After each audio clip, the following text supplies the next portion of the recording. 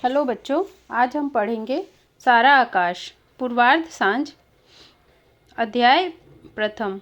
बिना किसी ताल और लय के ढमाढम पीटती ढोलक और औरतों के चिचियाते स्वर अचानक रुक गए। क्या हुआ के साथ सारी औरतें, बच्चे गली वाले जंगलों और छज्जों पर लद आए। नीचे फाटक पर कमर लचका लचका कर ताली बजाते हिंजड़े अरे जियो जियो रे लला का आलाप भूलकर बौखलाए से ऊपर मुंह उठाकर ताकने लगे। गली के पार ठीक हमारे घर के सामने वाले सांवल की बहू मिट्टी का तेल छिड़क कर कोठरी में जल मरी थी। धुएं के बगुले देखकर लोग भागे, लेकिन किवाड़ तोड़ते तोड़ते तो उसके प्राण पखेरु उड़ चुके थे। हाय, ऐसी शुभ घड़ी में यह क्या हुआ? जाने किस अनिष्ट की आशंका से सबके दिल धड़क उठे। ऐसी चीख पुकार भाग दौड़ मच गई थी जैसे कहीं भूचाल आ गया हो। लाख अपने को विश्वास दिलाता था, लेकिन विश्वास ही नहीं होता था कि आज मेरी सुहागरात है। सीलन भरी गंदी सकरी गली में देर तक औरतों के रोने चिल्लाने के स्वर पीछे छूटते सुनाई दे रहे थे।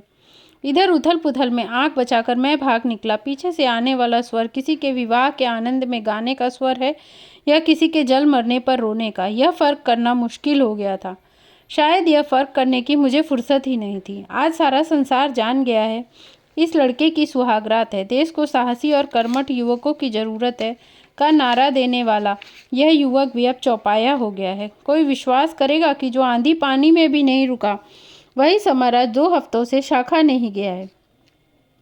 अपने ही साथियों से आंख चुराता घूम रहा है कि इस समय वह मेहमानों, दोस्तों, परिचित अपरिचित सभी की उंगली उठाती आंखों से बचता कतराता गलियों गलियों मंदिर की ओर चला जा रहा है। वही तो एक जगह है जहां बैठकर कुछ क्षण शांति से इतने बड़े परिवर्तन पर सोचेगा। रात को देर से लौटेगा, जब तक यह हल्ला गुल्ला भी शांत हो जाएगा। लेकिन स्वर पीछा कर रहे हैं। अरे ले लो एक और पियो ठाकुर साहब, तुम्हारे दूसरे लड़के की शादी है और तुम ऐसे सुस्त हो। पर यार, तुम्हारे ये समधी साहब कुछ क्यों ठाकुर साहब, आप लोगों में भी बारात के लिए देसी का इंतजाम किया जाता है। आज तो विलायती।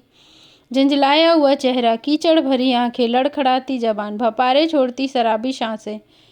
मांडे के नीचे पगड़ी को संभालते बाबूजी दहाड़ रहे थे। हमारे साथ धोखा किया गया। उठो उठो, फेरों का वक्त हो गया।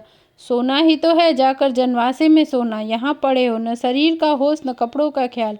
क्या कहेंगे लोग कि अच्छे बाराती लेकर आए हैं। उठो उठो, देख देख उसे जरा, वह लड़की की माँ के पीछे वाली है ना, बड़े बड़े बालों की चोटी की है, जिसके कानों में सफ़ेद नगों वाले फूल हैं। यार क्या आंखें, हमारी तो अर्थी यहीं उठेगी। हाँ कहो, कुआं, बावड़ी, धर्मशाला, जो कुछ भी बनवाऊंगा तुम्हारी राय और मशवरे से ही बनवाऊंगा।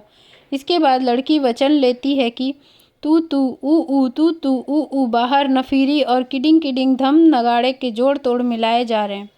भागो भागो, इस जंजाल से दूर भागो। मेरे भीतर कोई लगातार रट लगाए चला जा रहा है। वह देखो, सामने वाला लड़का कुछ कुछ जाना पहचाना लगता है। एकदम मुड़ पड़ो, वरना 2 घंटे बातें करेगा। बेवकूफ़ी के मजाक सुनने पड़ेंगे। बीवी कैसी लगी, मिठाई खिलाओ, हमें बारात में भी नहीं ले गए, भागो।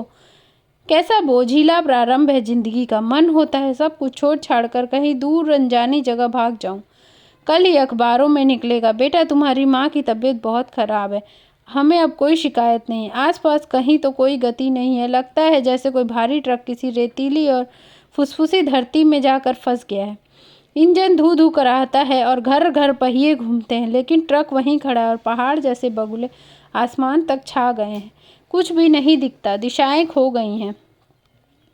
शक्ति जवाब दे गई है। सांस घुटती है और जी घबरा घबरा कर रह जाता है। वातावरण में छाई यह धूल, गतिहीन धूल, गोधूली के बाद का कोहरा चारों ओर छाया है। मैंने मंदिर के खंभे से माथा टेक दिया। जाने क्या भारी भारी भरा था सिर में।